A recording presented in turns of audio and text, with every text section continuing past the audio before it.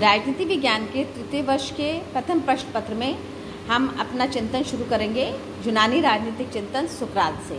यद्यपि आपके प्रश्न पत्र में जो पहला विषय दिया गया है वो दिया गया है प्लेटो के राजनीतिक चिंतन से, लेकिन चूंकि प्लेटो को सुकरात का शिष्य माना गया है और माना गया है कि सुकरात के राजनीतिक दर्शन का गहरा प्रभाव प्लेटो के राजनीतिक चिंतन में है, इसलिए मैं संक्षेप में एक बार सुकरात के मूल सूत्र के बारे में आपको थोड़ा सा स्पष्ट करना आवश्यक समझती हूँ।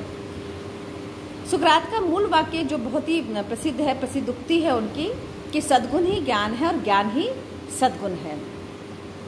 चूंकि प्लेटो सुकरात के शिष्य थे, उन्होंने इनके इस मूल मंत्र को ही अपना एक दार्शनिक सूत्र बना लिया और इसी को व्यवहारिक समस्याओं के समाधान के लिए प्रयुक्त करने का प्रयास किया, जिसका सीधा सा आशय ये है कि यदि व्यक्ति में सद्गुण है तो वो ज्ञान प्राप्ति की ओर अग्रसर होगा, ज्ञान उसे आकर्षित करेगा, वो ज्ञान के लिए जिज्ञासु होगा।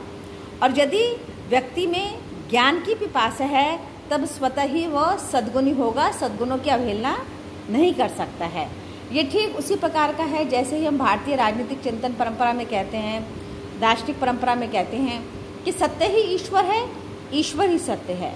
अर्थात यदि आपने सत्य को प्राप्त कर लिया तो आप स्वतः ही ईश्वर तक पहुंच जाएंगे, और यदि आपने ईश्वर को प्राप्त कर लिया तो आप स्वतः ही सत्य तक पहुंच जाएंगे। ठीक उसी प्रकार यदि आप सद्गुणी हैं तो आप ज्ञान की ओर अग्रसर हो जाएंगे, और अगर आप ज्ञानवान हैं तो आप स्वतः ही सद्गुण की ओर प्रवृत्त हो जाएंगे।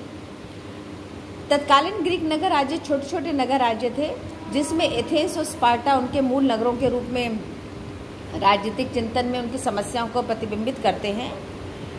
प्लेटो ने यह माना कि इस सूत्र और इस सूक्ति के आधार पर आदर्श राज्य एवं आदर्श मानव के द्वंद्व को स्पष्ट किया जा सकता है। अर्थात आदर्श मानव कौन? जो अच्छा है, जो सद्गुणी है, जो ज्ञानवान है। तो जो ज्ञानवान है, जो अच्छा है, जो सद्गुणी है, वही क्या बना सकता है? आदर्श राज्य बना सकता है। तो प्लेटो की अपने आदर्श राज्य की एक संकल्पना प्रस्तुत करते समय उन्होंने इन दोनों के बीच में समन्वय स्थापित करने का प्रयास किया। अर्थात अच्छा राज्य वही जो अच्छे व्यक्तियों से बना हो, आदर्श राज्य वही जो आदर्श व्यक्तियों से बना हो। तो आदर्श मानव कौन होगा? यहाँ प्लेटो सुकरात की परंपरा का विश्लेषण करते हुए आते हैं और सद्गुण की व्याख्या करते हैं। सद्गुण की व्याख्या उनके अनुसार सद्गुण कौन सा है? जो ज्ञान पर आधारित है। और ज्ञान क्या है? जो आप में किसी उस विशेष कौशल को प्रतिबिंबित करता है जो आप में प्रकृतिदत्त है, जो आप में प्राकृतिक रूप से विद्यमान है। प्लेटो की ये मूल संकल्पना थी कि प्रत्येक व्यक्ति में कोई ना कोई मूल सद्गुण निहित होता है। यद्यपि अन्य सद्गुण भी होते हैं, लेकिन कोई एक मूल सद्गुण होता है जो उसके व्यक्तित्व को परिभाषित करता है, और उस सद्गुण का सीधा संबंध किससे होता है? कौशल से होता है। लेकिन इस कौशल को परिष्कृत करने के लिए क्या चाहिए होता है? प्रशिक्षण चाहिए होता है।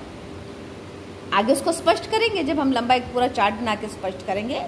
तो प्लेटो ने अपने इस मूल गुरु की उक्ति को जिस अपनी रचना में प्रस्तुत किया वो संवाद शैली के आधार पर प्रस्तुत करने का आशय होता है कि उन्होंने विभिन्न पात्रों के माध्यम से तत्कालीन नगर राज्यों की समस्याओं को प्रस्तुत किया, विभिन्न पात्रों के माध्यम से उसकी व्याख्या की और विभिन्न पात्रों के आपस में संवाद के द्वारा उनका समाधान भी प्रस्तुत किया। तो प्लेटो की जो मूल रचना है रिपब्लिक, वो किस पर आधारित है? वो संवाद शैली पर आधारित है, और इसी संवाद शैली पर आधारित आदर्श राज्य की संकल्पना उन्होंने प्रस्तुत की। उसके सर्वोच्च स्तर पर, सबसे ऊपरी स्तर पर कौन है? दार्शनिक शासक। प्लेटो ने दार्शनिक शासक की एक स्पष्ट परिकल्पना प्रस्तुत की है कि दार्शनिक शासक कौन हो, कैसा हो, उसकी सीमाएं क्या हैं, उसके कार्य क्या है, और वही उसकी सर्वोच्च या सर्वोत्तम अवस्था मानी जाएगी। वस्तुतः समाज एवं व्यक्ति के संबंध को, समाज एवं व्यक्ति के समन्वय को स्पष्ट करने की सुकरात की जो दार्शनिक परंपरा थी, उसको रिपब्लिक में आदर्श राज्य की अवधारणा के रूप में प्लेटो ने प्रस्तुत करने का प्रयास किया है, और व्यवहारिक रूप से नगर राज्यों की समस्याओं का विश्लेषण किया है, जिससे कि उन्हें स्पष्ट किया जा सके या उनका समाधान निकाला जा सके।